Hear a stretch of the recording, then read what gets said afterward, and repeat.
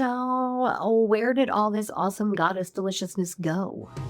You're listening to the Spiritual Shitshow podcast with Suzanne Soul, episode 49. Hey girl, hey! And welcome to the Spiritual Shitshow podcast, where we get into the mythic drama the healing and spiritual awakening journey can be. I'm your host, Suzanne Soul, comedian, lifelong spiritual student, and I'm sharing some of the bubbles I've picked up along my journey that have helped me and that I hope help you too. So I just wanted to let everybody know the Spiritual Shitshow with Suzanne Soul podcast was selected as a Signal Awards finalist in two categories. And the categories are Comedians Shaping Culture and Religion and Spirituality. Anywho, these are juried awards with some amazing judges like Jay Shetty, YouTube's head of podcasting, Steve McClendon, KED's audio director, NPR, Audible, Higher Ground, and more. I hope they don't mind all the F-bombs. I'm really fucking sorry. And as an added bonus, by being selected for the finals, the show is automatically entered in the Signal Awards Listener's Choice Awards. So if you feel so inclined, it would mean the world to me if you might vote for this shit show. You can vote for Listener's Choice at signalawards.com, and I'll also leave my link tree in the description, which has links to the voting pages in there, /Suzanne Soul. Okay, that's the end of my commercial. Now back to your regularly scheduled programming. So this is part 7 of That Time the Power of Myth Blew My Fucking Mind series, where I talk about how the Power of Myth series with Joseph Campbell and Bill Moyers blew my fucking mind because it blew my motherfucking mind. And it's time to buckle up, friends, because this episode is going to blow your fucking mind like a homecoming queen with a GUN. Because I'm going to talk about, that's right, folks, the gorgeous, the incredible, the one who holds it all together and still has time to pack the lunches, the goddess. Part of the Power of Myth episode 5 called Love of the Goddess. Okay, so before Joe and Bill's convo on the goddess, aka Ladies' Night, Bill sets the stage with some backstory and some cool goddess trivia by mentioning how in the first half of the Power of Myth's Love and the Goddess, they talked about love, and how in his scholarly research days, Joseph Campbell traipsed across Europe looking for the stories of love and chivalry. And whilst traipsing, he often paused to visit the great cathedrals because they also reflected the story of and the glory of love. And in these cathedrals, front and center, beautifully etched in the stained glass, is Mary, the original Queen Mother. Hello, I love my people. Yes, where's my carriage? A woman who managed to give birth without so much as a "what you doin" text. And this is what leads Bill and Joe's combo from love into the goddess. So in his introduction of the goddess segment, Bill explains that he and Joe go way back to a time when the love of God meant the love of the mother goddess, and how Campbell weaves together powerful goddess themes like the sacredness of the feminine, Earth as a living, breathing being, and that the divine once looked like her. Now listen, darlings, reverence for the goddess and the power of the feminine has been around for eons and is a major theme in ancient mythology. In the primitive planting cultures, women were vital contributors to the economic life of the community by participating in the growing and sowing, not like mending, but like picking, of crops. And as the mother and nourisher of life, she was seen symbolically as a part of the earth in its fertility. In fact, there was quite the golden age of goddess mania in ancient civilization. That is, until she was driven from mythology spaces by some patriarchal party poopers. Campbell's like, when you have a goddess as the creator, her own very body is the universe. She is identical with the universe. And in Egypt, you have the mother heavens, the goddess Nut, who is represented as the whole heavenly sphere. So it would be natural for people trying to explain the wonders of the universe to look to the female figure as the explanation, for what they saw in their own lives. Not only that, but when you move into a philosophical point of view, the female represents what in Kant's terminology are what we call the forms of sensibility, which are time and space. Campbell's like, listen, Bill, the female represents time and space itself. She is time and space, and the mystery beyond her is pairs of opposites. So it isn't male and it isn't female. It neither is nor isn't. But everything is within her so that the gods are her children. Everything you can think of, everything you can see is created in the field of the goddess. And the masculine energy represents the spark that moves inside of that field. The feminine is the ground of experience itself, the framework that makes life possible. So it's like the feminine is the stage, the set, the theater itself. And so when the masculine cuts the divine feminine out of the mythology of the culture, he becomes like a guy who walks on stage in his shiny tights, thinking the show can't go on without him. But without the stage and the theater, he's just a dude in spandex yelling in a parking lot. Now you might be like, so where did all this awesome goddess deliciousness go? And I'll tell you. But Moyers mentions first that he saw the goddess making a comeback, as scientists had recently revived the name of the ancient goddess Gaia to describe Earth as a living body, a breathing, beating, pulsing source of life that we depend on for literally everything. I mean, she's basically the ultimate mother of all of us. So if you haven't taken the time, maybe you could whisper a little thank you next time you see a tree or a nice sunset. You know? I mean, she is your mother. It's the least you could do. You never call, you never write, you pollute my oceans. What are you going to do? You raise them, and then they do whatever the hell they want. Okay, I think I've enjoyed that one enough.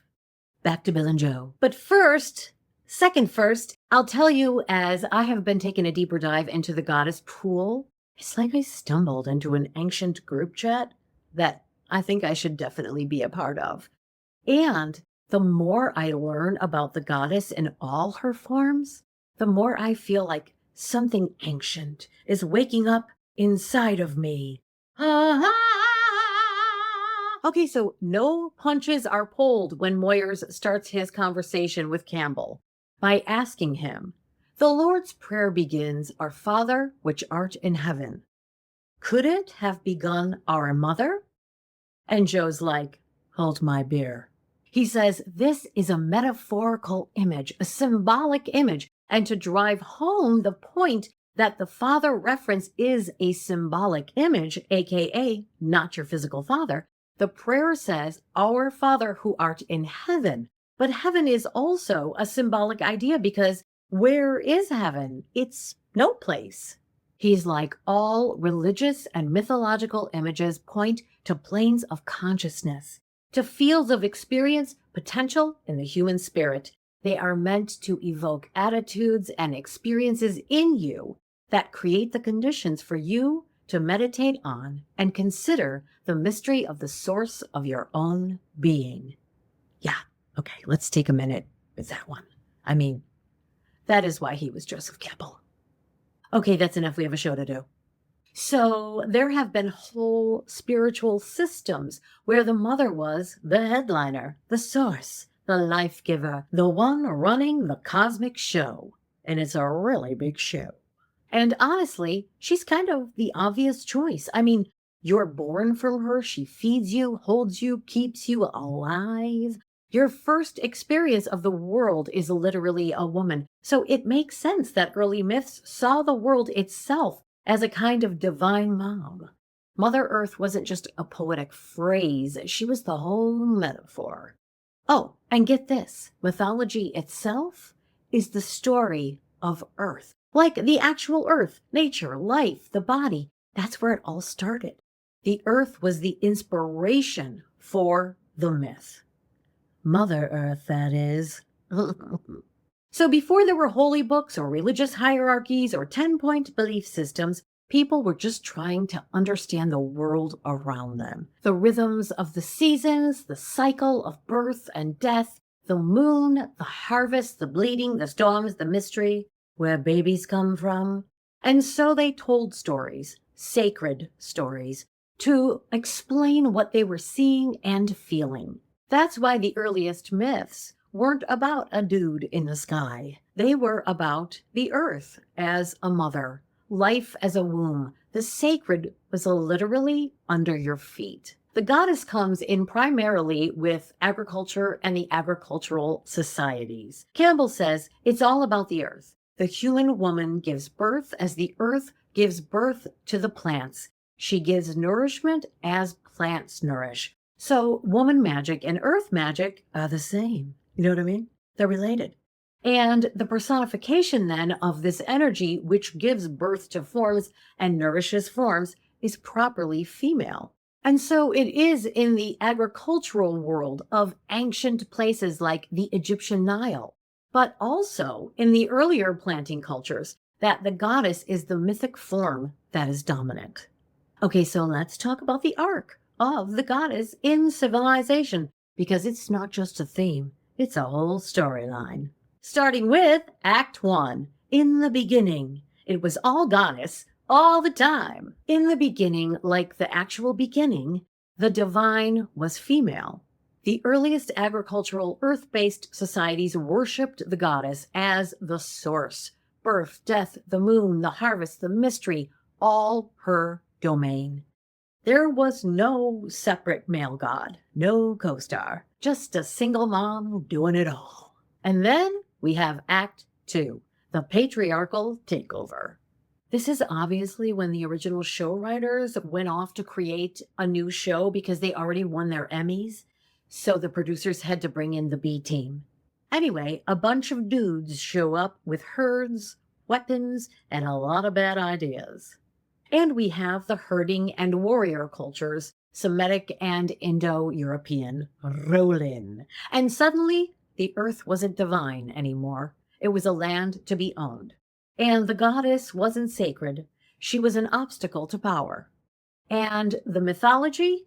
Totally rewritten. Basically, the goddess got written out of the show, probably because one of the B-team writers used to be married to her and it didn't work out and he was still butthurt, so he wrote her off the show. I mean, it's possible.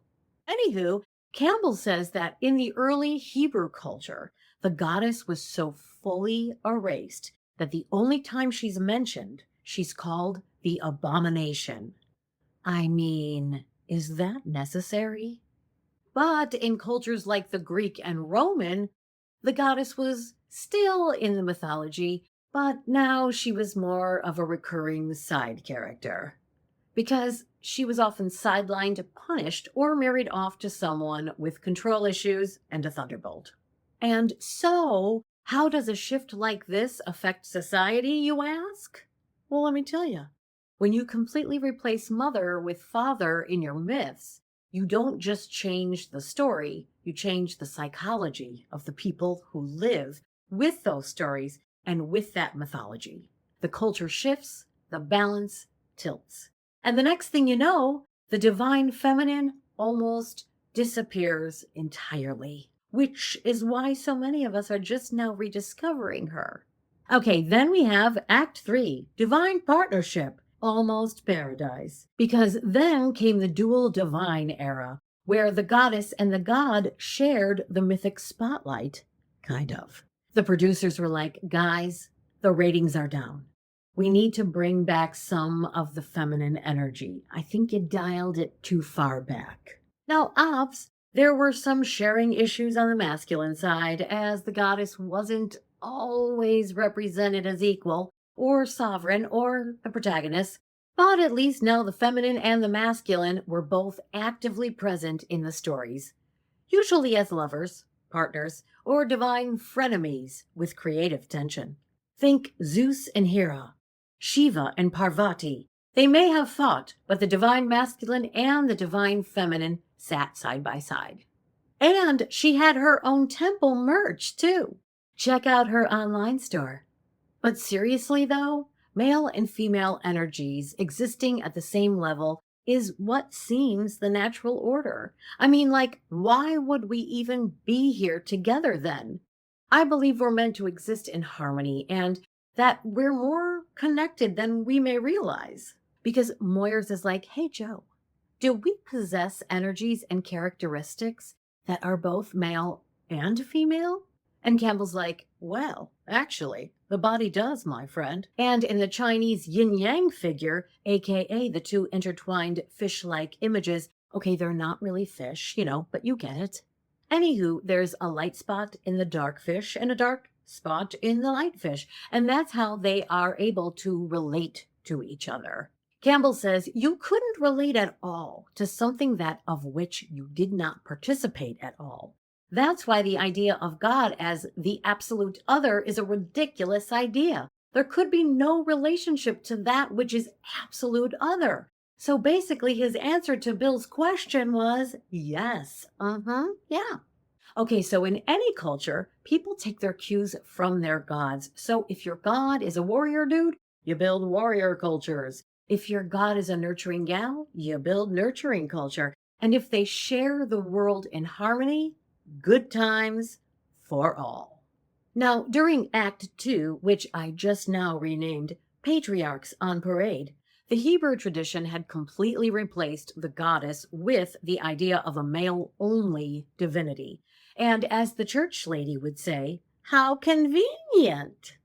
But in some of the Abrahamic tradition spin-offs, like the Roman Catholic tradition, she comes back as the Virgin.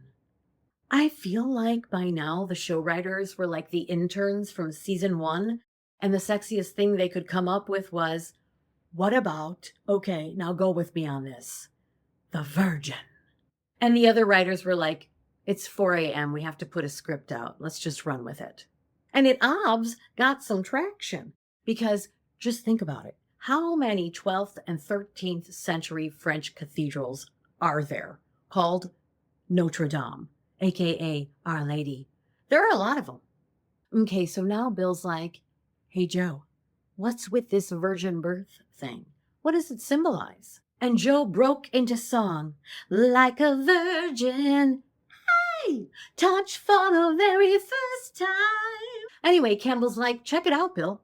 In the history of Western religion, the virgin birth is a fascinating development with a plot twist. And that is that the virgin birth story in the Bible is a Greek import, like a good tangy feta cheese or Greek keyed bathroom tiles. Because Luke, the one who really gets into it and fleshes out the virgin birth story in the Bible, was a Greek. And ancient Greek mythology was loaded with virgin births.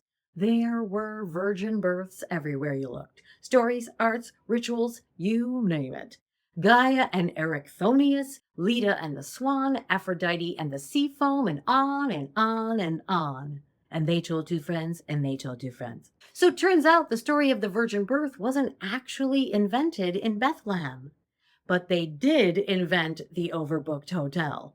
Anywho, Campbell's like, how about let's look at India's Kundalini teachings for a cool representation of the spiritual take on the virgin birth, shall we? In Kundalini Yoga, the spine is said to contain chakras, aka energy centers, that represent different levels of consciousness. The 3 lower chakras represent our animal nature and are the centers in our bodies where the male and female connect in survival, sex, and power. And then we have the higher chakras, which represent our spiritual nature, self-expression, intuition, spiritual awareness, our connection to the divine, and transcendence of the material world beyond all categories of being. Isn't that nice? And in between the lower and higher chakras is the heart center. And Campbell says at the heart chakra, the male and female are joined, but they are joined in gold. AKA, this union is elevated spiritually, transformed by love. And Campbell says this is the virgin birth, the birth of the spiritual nature out of the animal nature. I know, let's all take a minute because that is deep. Okay, that's enough. I think the idea of the virgin birth symbolizing the birth of our spiritual nature out of our animal nature is a very beautiful and poetic view of the symbolism of the virgin birth. Then Moyers is like, okay, cool. So this birth into the upper chakras is like in Paul's letter to Galatians in the New Testament that says, there is no longer Jew or Greek. There is no longer slave or free. There is no longer male and female, for all of you are one in Christ Jesus. And it's like, well, Avs, JC is giving a spiritual teaching which has the potential to bring about a new experience of life in you beyond your ego and the material world. So this could be seen as a metaphor of the virgin birth, your new experience of life birthed by the word. In the legend of the Buddha, it is said he was born from his mother's side, right at the level of the heart chakra. Obviously, not literally, because there are no side door C-sections. But it's symbolic that when the Buddha became enlightened, he was born at the heart level, the level of compassion. And the Christ, born of a virgin. And according to Catholic doctrine, Mary's virginity was restored afterwards. So physically, nothing happened, you might say. But spiritually, everything happened. Campbell says in all these stories, from Leda and the Swan to Isis and Horus to Mary and Jesus, a God emerges from a virgin birth. And he says, you know who that God is? It's you. All of these symbols in mythology refer to you. Because these stories aren't about biology. They're about a spiritual transformation. A virgin birth is the moment when something pure, compassionate, and new is born in you, not from instinct or appetite, but from the opening of the heart. And that's the significance of the virgin birth. It's not biological, but mythic. It's you hooking up with your own spiritual essence and conceiving a new experience of being you. And the symbolism in the stories represents that potentiality in you, your own potential for a spiritual birth or awakening in yourself. Because when we awaken at the level of the heart to compassion and to the suffering of ourselves and others, this is the birth of our true humanity. Campbell is saying that every one of these symbols, these stories, is a mirror, not a movie. They're not just stories about someone else from long ago. They're roadmaps to your own inner journey. The virgin birth is the moment compassion cracks open your heart, when you stop living only from survival and start living from the soul. It is the experience of living with the awareness of your physical nature and your spiritual nature simultaneously. Campbell says you can get stuck out there and think it's all out there. And so you're thinking of Jesus and all the sentiments about how he suffered and all. But what that suffering is what ought to be going on in you. Have you been reborn? Have you died to your animal nature and come to life as a human incarnation? And that's the roadmap of the goddess stories, to bring the spiritual into balance with the physical, so that your life isn't about escaping the adventure, pains, and joys of the body, but living fully in it. Then Campbell adds, the earth itself is sacred, the body of the goddess. When Yahweh creates, he creates the earth and breathes life into it. But in life, she's the one present. Your body is her body. There's that kind of identity. And the goddess is the representation of the divine in the world of space and time. The mother of all things. She is the mystery, the moon, the part of you that knows without needing proof, that feels the rhythm of the earth and of life. In mythic language, the goddess is the ground of being. She's the thing you return to when your ego gets its ass kicked. So yeah, life might shatter you sometimes, but the goddess, she builds altars from the pieces. The goddess doesn't want you to be good. She wants you to be whole. Wow, all this goddess stuff is awesome. And now you might be asking yourself, how did all this goddess deliciousness only get half an episode in The Power of Myth? And I hear you. And that's why I'm giving the goddess two episodes on the Spiritual Shit Show with Suzanne Soul podcast. Because, I haven't even gotten into all the amazing goddess stories Campbell tells. So we're going to tell them and we're going to talk about them. And I can't frickin' wait. All right. As always, my name is Suzanne Soul. This has been the Spiritual Shit Show podcast. Thank you so motherfucking much for listening. And I will see you on the next one. Roll it, you gorgeous goddess. Can't wait to see you and I can't wait to hear about your stories. I bet they're amazing.